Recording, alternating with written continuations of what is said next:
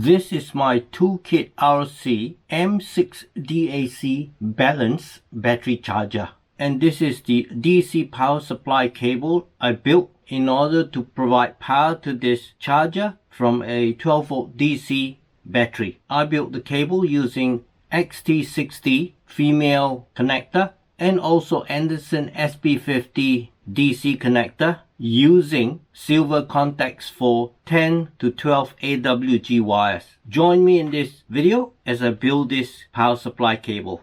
I have here some of the main components to use to build a 12-volt power supply cable that will connect to an external 12-volt battery via this Anderson SB50 connector housing and the silver contact that suit 12 AWG to 10 AWG wire size. I do not have 12 AWG twin core cable, so instead I will use this 5mm twin core auto cable. A 5mm auto cable has a cross-sectional wire area of 2.90mm square, and that is just slightly smaller than 12 AWG cable, which has cross-sectional wire area of 3.31mm square. So this will do. This is my Toolkit RC M6DAC Dual Smart Balance Charger, which can charge 2 channels, and each channel has an XT60 power cable connector and 6S balance connector. On the rear of the charger, there is a input socket for AC power from 100 volt AC up to 240 volt AC. Alternatively, it has an input power source to take power from a external DC power supply from 7 volts up to 28 volts DC. So I will be making a power cable to connect from the Anderson SB50 connector to this XT60 connector. This is a packet of XT60 DC female connector, and this is what a single female XT60 connector looks like.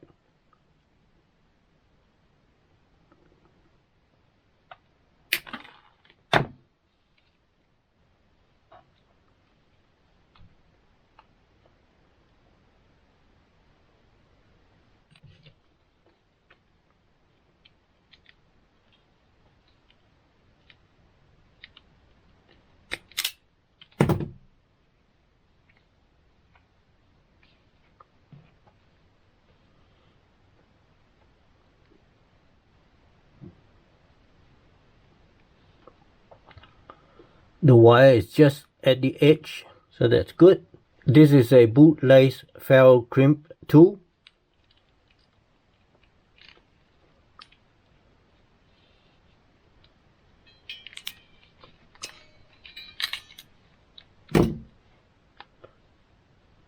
That's now crimped tight. If I push this into the Anderson contact, it is just a little bit too long. So cut off a little bit.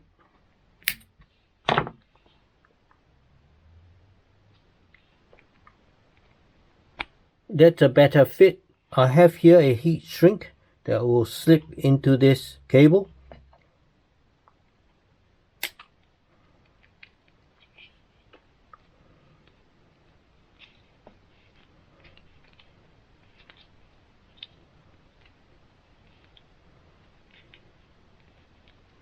This is a Metabo H1600 heat gun. This will shrink the heat shrink.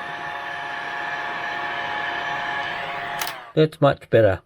So that the cables do not twist unnecessarily when they are fitted into the Anderson SB50 housing. This is the positive side, that is the negative side. So if this was to go in here this way, then there's a spring clip at the contact end. And what I need to do is orientate this Anderson silver contact so that the lip at the edge is oriented this way so that it will bite into the edge of that spring clip, which will lock it into position. This means I have to orient the lip so that it's facing downwards when it goes into the housing this way. This is a Sparrow SCT390 crimping tool. It has a hex crimping die in it. On the side of the die are the dimensions which state the cross-sectional area of the wires to be crimped. I have selected the 6mm size as that's the smallest size on this die. I've put the contact in the correct orientation in the crimper. I will now insert the wire, push it in.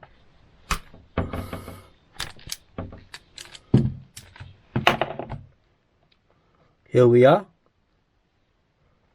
Do a pull test. That's not going to come out. I'll do a second crimp further in. Here we are, second crimp. It is a little bit tighter, so if I want to, I can actually file this down. Now with the lip facing down, I'll insert it into the housing and the tip should come out this end. Push it slightly and here we are.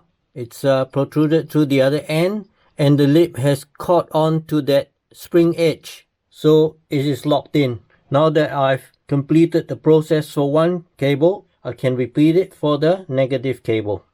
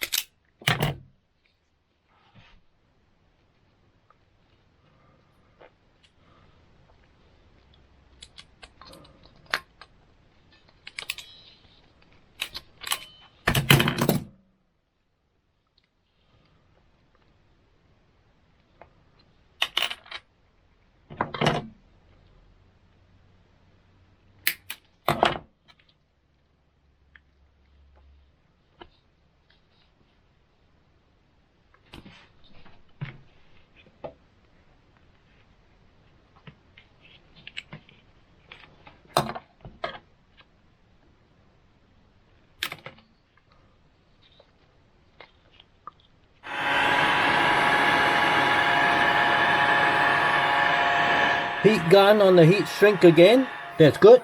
I will increase the size of the crimp to the next size up. Orient the lip on the contact so it's facing downwards. Push the wire in and then crimp. I find the crimping effort is not as much as before, so I will reduce the size of the crimp and give it a second crimp. Much better. Now to crimp further in. That's the contact with two crimps now. And I do a pull test. And it's not coming out. Push the contact in. And the lip has touched the edge of the spring clip. It will not come out. That's good. They're both tight. Because the power cable I'm making is a supply cable from the battery. Therefore, this end of the cable needs to be fitted to a female XT60 connector, which is here on the left, and this on my right is a male XT60 connector. So this has the socket and this has the plug. The nice thing about XT60 connectors is that there's only one way to join the male and female connectors together because of the way the plug is shaped. There's a flat surface here and this side has a protruding edge, so it will only fit in one way. I cannot do it this way because they will not fit. So there's a good safety feature. Another thing to note on these connectors is that on the male connector there's a positive sign and a negative sign to show the polarity of the contacts. On the female connector, on the side there's a negative sign, and on this side there is a positive sign to show the polarity. So positive cable needs to be soldered here and negative cable needs to be soldered here. I will join the male and female connector together so that when I'm soldering on these contacts, heat is spread to the other connector as well, so that there's less chance of damage to the connector. Now to prepare this end of the cable to be soldered. To see how much insulation I need to cut off, it's very little.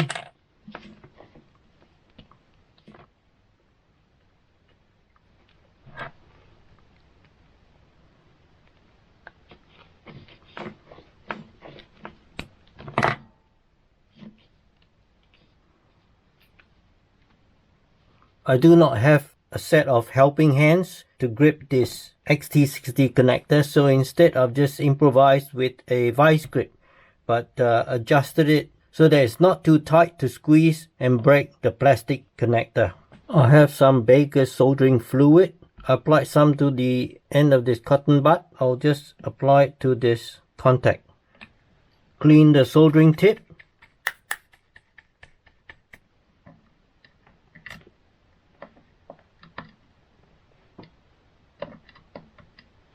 Put the cables through the black housing cover. Now heat up that solder so that it will melt. There we are. I think that's good.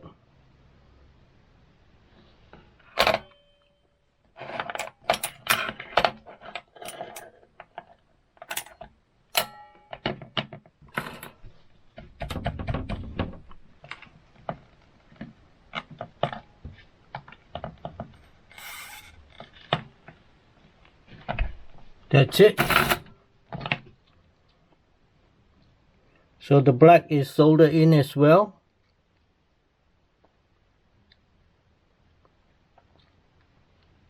I will add a little bit more solder onto the top of the black wire. That's what it looks like. Give it a pull. They're not going anywhere. Put electrical tape around the red cable. It's a little bit fiddly because there's not enough room to move things around. So I've got the red and black electrical tape around the two contacts. Now to push in the rear housing. It's a little bit tight because of the electrical tape. I'll see how it goes. See if a pair of vice grips can bring them together.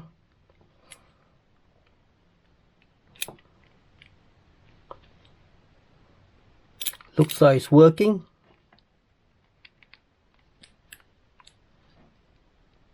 Yes, the vice grips have brought the ear housing into the connector. That's what it looks like. It looks good. So here is the completed power supply cable. Anderson SB50 connector on one side and XT60 female connector on the other side. This is a Fuller CM82 clamp meter. I've set it to check for circuit continuity. Put one probe into the positive of the Anderson SB50 connector. Put the other probe into the XT60 positive, and there's a beep, meaning there's circuit continuity. Change the probe to the negative, and it should not beep to show that there is no short circuit. On this side, change the probe to the negative. Put the probe in the negative of the XT60, it should beep, showing circuit continuity. Change the probe to the positive, and it should not beep, showing no short circuit. So the test shows this power supply cable is in good working condition. So here is the M60AC balance battery charger. I have plugged in the XT60 connector to the DC input socket and the cable is connected to an SB50 outlet on my Enerdrive Adventurer battery power system. And this system has an AC-DC charger, a DC to DC charger which takes power from a solar panel I installed, and it charges up a 240 mAh lithium iron phosphate battery. So when I turn on switch 3,